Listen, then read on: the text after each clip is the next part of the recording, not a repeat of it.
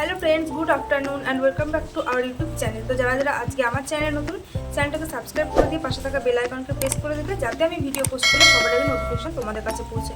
আর ভিডিওটা ভালো লাগলে অবশ্যই একটা লাইক করে দেবে। 3 দিন ধরে তো বৃষ্টি হচ্ছে, সব জায়গাতেই বৃষ্টিটা হচ্ছে, আর ঘরে থাকতে থাকতে তো একদমই ভালো লাগছে না।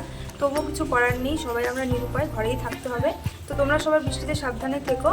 আর এখন আমি স্নান টান করে নিয়েছি আর পুজো দিয়েছি, আর এখন বসে রয়েছি, ভাবছি কিছু একটা তৈরি করব। তো এই বৃষ্টি বৃষ্টি ওয়েদারে মোমো খেতে ইচ্ছা করছে, কিন্তু এই মুহূর্তে তো বাইরে গিয়ে মোমো খাওয়া সম্ভব নয়। সেজন্য আজকে বাড়িতে তৈরি করব হোমমেড মোমো। তো তোমাদের সাথেও শেয়ার করে দেবো, তো চলো তোমরাও আমার সাথে চলো। আর তার আগে এখানে দেখো আমার মা হচ্ছে গিয়ে আসন করছে। তো একটা আসন কমপ্লিট হয়ে গেছে, আর একটা আসন ধরেছে। তো যেটা কমপ্লিট হয়ে গেছে সেটা তোমাদের সাথে দেখিয়ে দিচ্ছি।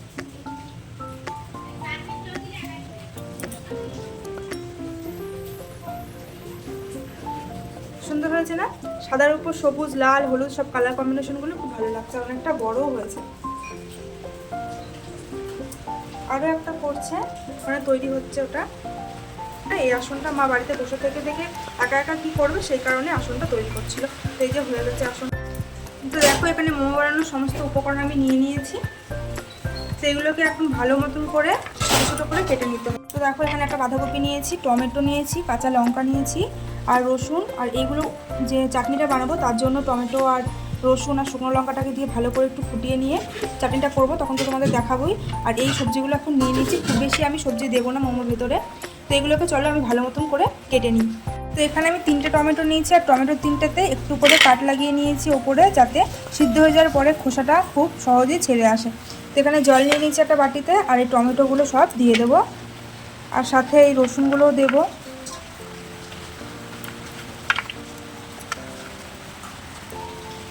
আর এই সবকটা শুকনো লঙ্কাও দিয়ে দেবো জলের ভিতরে।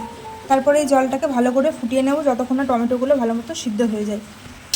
তো এই যে আমার একদম ছোট ছোট করে সবজি কাটা হয়ে গেছে, আর এখানে এই যে টমেটো আর শুকনো লঙ্কা রসুনটাও ভালো করে গরম জলে ফোটানো হয়ে গেছে। তো এবারে এটাকে আমি ভালো করে মিক্সিতে দিয়ে একটা স্মুথ পেস্ট করে নেব।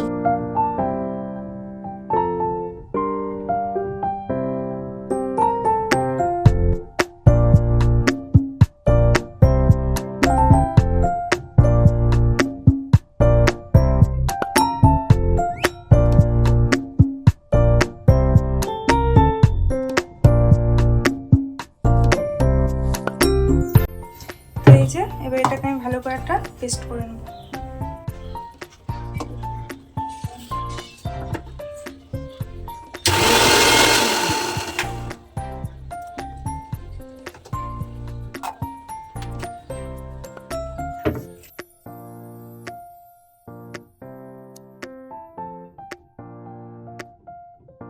আচ্ছা, রসুন, টমেটো আর শুকনো লঙ্কার পেস্টটা তো করে নিয়েছি। তো ওটা সাইডে রেখে এখানে আমি যে যে সবজিগুলো নিয়েছিলাম সেগুলো প্লেট থেকে একটা বাটিতে নিয়ে নিচ্ছি, আর সামান্য একটু লবণ দিয়ে আমি সবজিগুলোকে একটু চটকে রেখে দেব, যাতে সবজি থেকে এক্সট্রা জলটা বেরিয়ে যায় আর সবজিটা খুব সফট হয়ে যায়। তো সেই কারণে একটু লবণ দিয়ে মাখিয়ে কিছুক্ষণের জন্য রেখে দেবো।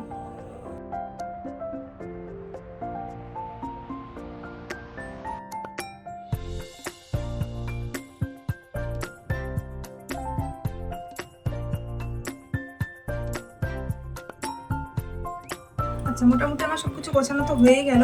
এবার আমি চাটনিটাকে ভালো করে একটু বাটার দিয়ে, ভিনেগার দিয়ে, মানে সব কিছু দিয়ে যে কড়াইয়ে দিয়ে একটুখানি শুকনো মতন করতে হয়, সেটাই এবার করে নেব। তো চলো তোমরা দেখতে থাকো।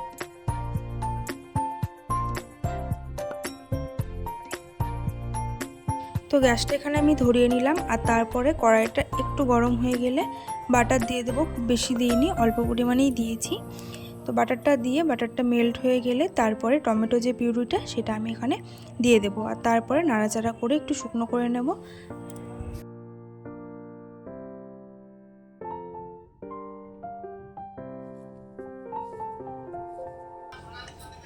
এবার একটু লবণ দিয়ে দেবো বাটার, আর দিয়ে দেবো একটু চিনি।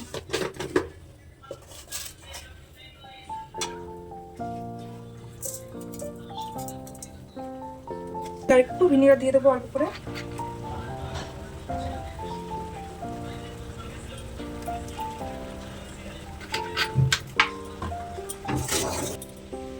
তো এই যে চাটনি রেডি। আর মানে মোমোর সাথে এই রেড চাটনিটা পাশাপাশি একটা গ্রিন চাটনি হয়, পাশে যেটা গ্রিন চাটনি হয় সেটাও আমার করা আছে ঘরে, তো সেই কারণে আমি আর করবো না। যখন মানে খাবো তখন তোমাদেরকে দেখিয়ে দেবো যে ওই চাটনিটাও আমার বাড়িতে করা আছে। তো চলো এটা রেখে দিই, আর এবার পুরটাকে একটু ভালো করে কড়াই একটু নেড়ে চেড়ে শুকনো করে নিতে হবে।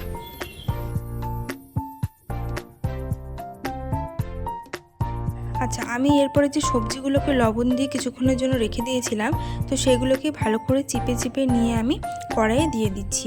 আর দেখো কতটা জল বেরিয়েছে। এমনি কিন্তু বাঁধাকপি আর পেঁয়াজ কিন্তু এভাবে চিপলে পারে জল বেরোতো না, কিন্তু লবণ মাখিয়ে রাখা হয়েছে বলে অনেকটা জল বেরিয়েছে। বাটিতে যে জলটা দেখছো সম্পূর্ণটাই কিন্তু এই সবজিগুলো থেকেই বেরিয়েছে। তো এটা কড়াইয়ে দিয়ে আমি একটুখানি নাড়াচাড়া করে একটু শুকনো করে নেব।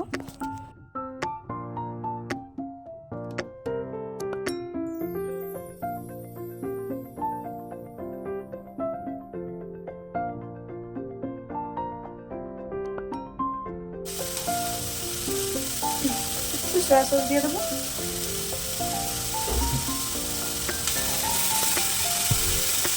এবার দুপুরবেলা খেতে বসে পড়েছি, আমি আর মা এখন খাবো। আর আজকে লাঞ্চে কী কী আছে চলো তোমাদেরকে দেখিয়ে দিই। তো এই হচ্ছে আজকেকার লাঞ্চ, আছে ভাত আর একটা নিরামিষ সবজি, সব কিছু দিয়ে ডাটা বড়ি সব কিছু দিয়ে, আর এখানে কাঁকরোল ভাজা, আর এখানে উচ্ছে ভাজা, আর এই হচ্ছে ডিমের কারি। তো চলো খাওয়া দাওয়া করে নিই। তো দুপুরবেলাতে এখানে আমি আর মা খেতে বসে পড়েছি, আর দুজনে মিলে গল্প করতে করতে খাচ্ছিলাম। আর যেহেতু আমি মোমোটা আজকে স্নান টান করার পর থেকে তৈরি করতে লেগেছিলাম, তো সেই কারণে আমি সসটা আর যে মোমোর পুরটা সেটাই রেডি করে রেখেছি। আর মোমোটা বিকেলের দিকে মানে সন্ধ্যার দিকে করব, নাহলে তো এখন ঠান্ডা হয়ে যাবে। ঠান্ডা মোমো খেতে তো একদমই ভালো লাগে না, গরম গরম ধোয়া ওঠা মোমো হবে তবেই তো খেতে ভালো লাগবে। তো সেই কারণে দুপুরবেলা খাওয়া দাওয়া করার পরে একটু রেস্ট নিয়ে নেব, আর সন্ধ্যার দিকে আবার মোমোটা তৈরি করব।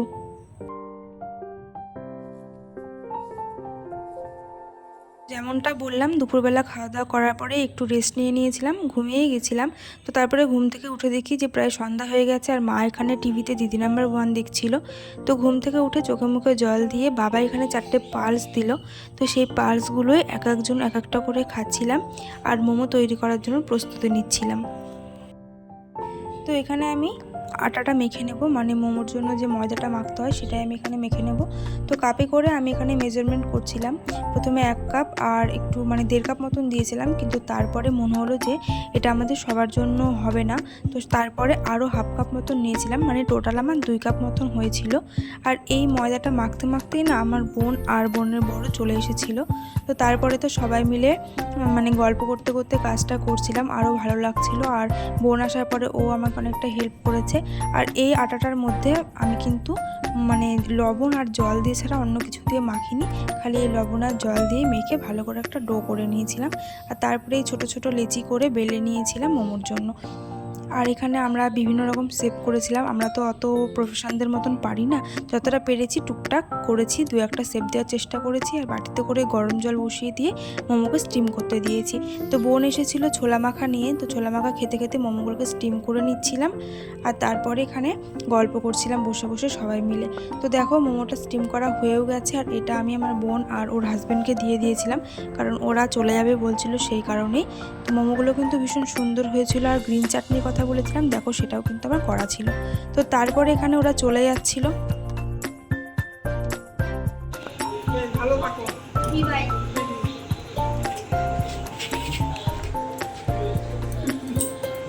হ্যাঁ হ্যাঁ, তো ওরা এসেছিলো একটু দরকারে, আর কিছুক্ষণ থেকেই চলে গেল দুজনে মিলেই। তো ওরা চলে যাওয়ার পরে আমি বাবা মা 3জনেই মোমো খেয়ে নিলাম, আর আজকে সারাদিনটা এভাবেই কাটলো।